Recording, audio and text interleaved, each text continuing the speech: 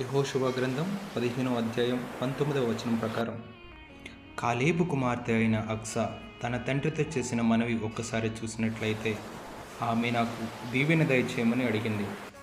మీరు ఎప్పుడైనా మీ తల్లిదండ్రులను దీవించమని అడిగారా?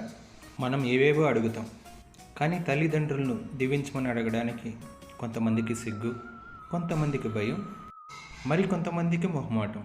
యెహోషువ గ్రంథం 15వ అధ్యాయం 19వ వచనం చూసినట్లయితే, అందుకు ఆమె నాకు దీవెన దయచేయము, నీవు నాకు దక్షిణ భూమి ఇచ్చున్నావు గనుక నీటి మడుగులను నాకు దయచేయమని అడిగింది. ఈ వాక్యం ప్రకారం అక్సా యొక్క భక్తి, ధైర్యము మరియు జ్ఞానంతో కూడిన విజ్ఞత మనం చూడవచ్చు. అక్సా తన తండ్రిని అడగడానికి ముందు ఏం చేసిందో మీకు తెలుసా? యెహోషువ గ్రంథం 15వ అధ్యాయం 18వ వచనం చూసినట్లయితే, ఆమె గాడిదను దిగగా కాలేబు ఆమెను చూసి నీకు ఏమి కావాలనని అడిగాను. ఇక్కడ గాడిద అనేది కోపానికి సాదృశ్యం. అక్సా ఏ విధంగా అయితే గాడిదను దిగి తన తండ్రిని అడిగిందో, అదేవిధంగా మనం మనలోని కోపము అనే గాడిదను దిగి మన పరలోకపు తండ్రిని అడగవలను.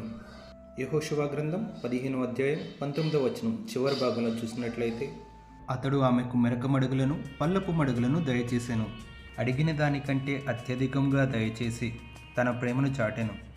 అదేవిధంగా మన పరలోకపు తండ్రి కూడా మనము అడుగు వాటన్నిటికంటేను, ఊహించు వాటికంటేను అత్యధికముగా ఇవ్వడానికి సిద్ధంగా ఉన్నాడు. ఆమేన్.